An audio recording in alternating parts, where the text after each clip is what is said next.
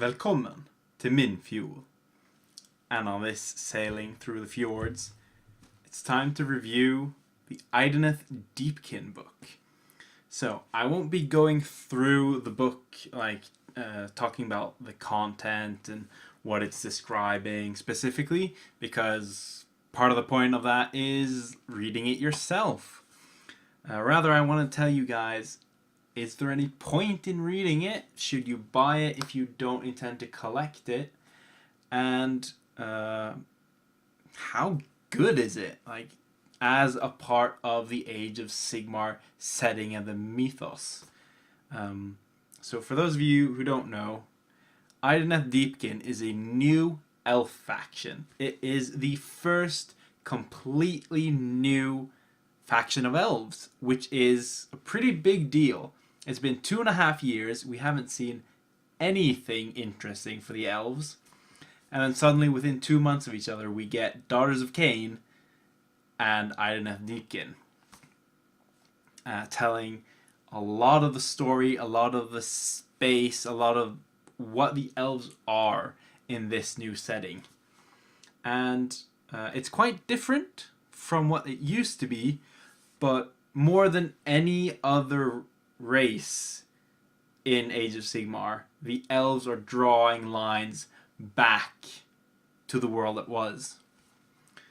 So the book is it's not the thickest book in the world. It has a new backing that is the same as the Daughters of Cain, so it has the new logo. In case you haven't noticed, the logo is a bit darker. So it actually stands out compared to all your other books, which kind of annoys me, but there's not a lot you can do about it. And it starts by talking about the background. And it's quite long. Well, quite long is a bit, these aren't novels.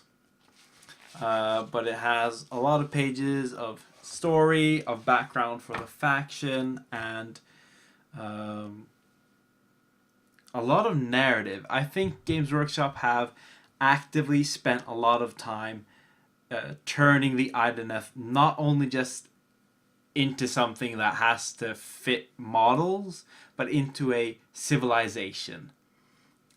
And one that isn't based on all of the existing elf stereotypes.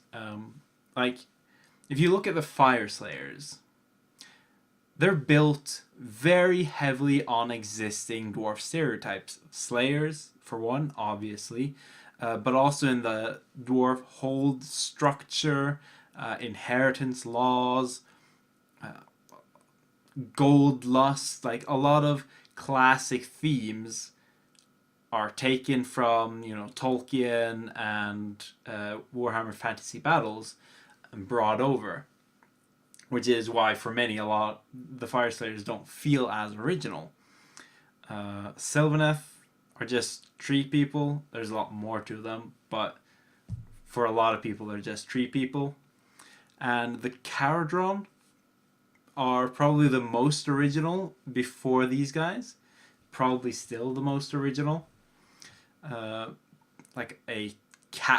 ultra capitalist mercantile society, and these guys fit into that in being they are a stereotypical race. They are elves. There's no there's not pixies or some other mystical name. They're elves, but they're also very, very different. And I think this book does a very good job at telling you how and why.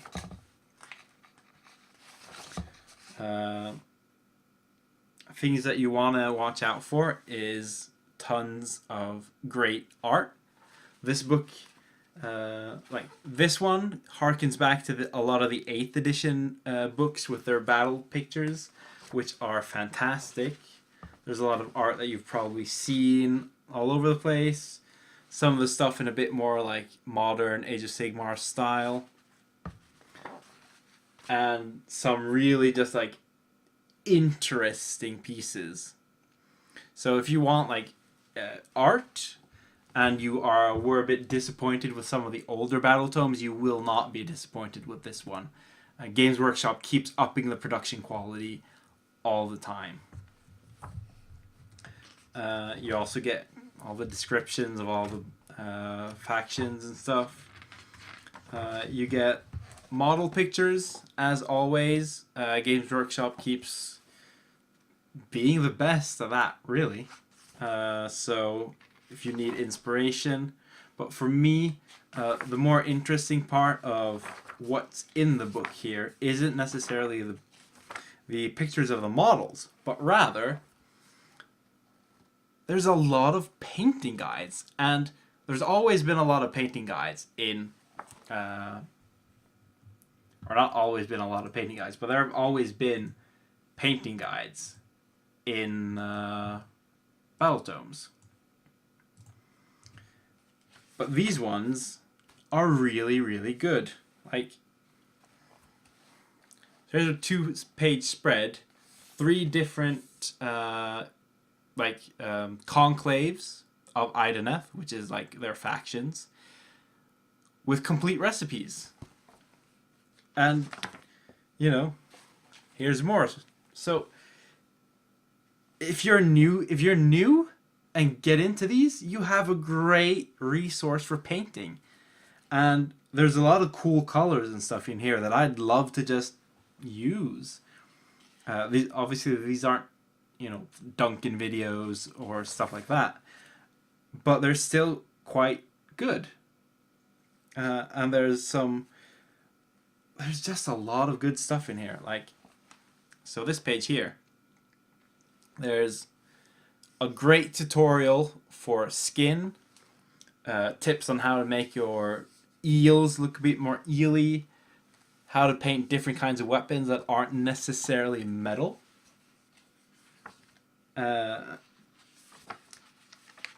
And just, it's really, really, really good. It's something that we've seen them slowly putting into these books. But for me, this increases the value of this tome by a lot. Just because, you know, if you want to paint something that looks like the Games Workshop models, if you want to learn techniques, if you know, a lot of these painting guides are quite simple. So you can get a great looking army that's straight from a box art, straight from this book. And that's not something you can always get. There's a lot of Stormcast chapters that you wouldn't know how to paint if Duncan hadn't made a video of them. And if he hasn't done that. But this one has, for all the major conclaves, there's a painting guide. And I really appreciate that. That makes this a better book. Then we get on to the rules. Again, I'm not here to talk about the specifics of the content. That's something that you can get in a lot of podcasts or by buying the book. But I will say that this follows the guide and the style that we've seen since Tzeentch. So you have different conclaves, which all have their own special rules. So, sort of like that. You have your own spell lore, you have your own magic items, you have your own command traits, command abilities, all that stuff. So they're a complete, fully functional, modern faction, and you'll get a lot of cool gameplay out of this. I think from reading some of these so far, there's some that are really good, there's some that aren't all that good, as is typical for Games Workshop. But they all work really, really, really hard to integrate rules with the narrative. And I think out of all the books, this is one of those that are doing that the most successfully. If you love this story, if you read this book and you love the idea of these sea elves, they'll play the way you want them to play. And that is a great success. That's what you want from this game. At least that's what I want from this game. That the narrative and the mechanics coexist, they work together, and enrich each other. So, from a gameplay point of view, and I'm not talking gameplay point of view and like how good they are in tournaments or stuff like that, because go listen to Facehammer if you want to hear about that, or a lot of other podcasts. But from the perspective of how is this going to affect how you game with the stories and the models you love, it's going to work really well, because it's going to play largely the way that the story tells you it will play. And there's not a lot you can hope for other than that. So there's also some narrative battle plans, as are battle plans. Like some of the newer books, these aren't very... Well, they are narrative, but they don't come with their own narrative. What is interesting with these is that they're like an incoming tide. The next one's named the Harvest, and then the Pursuit. So if you play them all together, you actually get like a mini campaign of the Idoneth sweeping in, reaping souls, and then retreating back from the pursuing foe. So in that sense, it's actually kind of like a mini narrative campaign, which is cool. But I wish there was a story here. I wish there was like that we follow one of the kings or something and tells that story.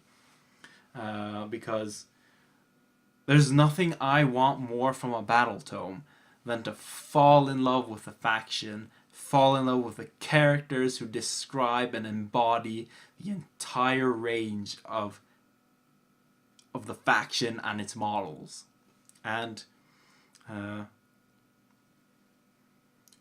not quite getting that here. I think gameplay wise, like if you buy Idoneth and you want to play them, you will really enjoy these narrative battle plans. They look kind of cool, they've got some interesting mechanics and rules, and they play to your Idoneth as you would hope they would.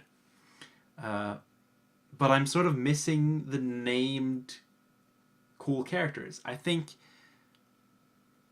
they've done a good job to create cities with personalities. Like there's a lot of different kind of Idoneth conclaves, which is what they call their like city states. But we don't have we have two characters. We have two named characters from this entire race. And I don't think that's enough.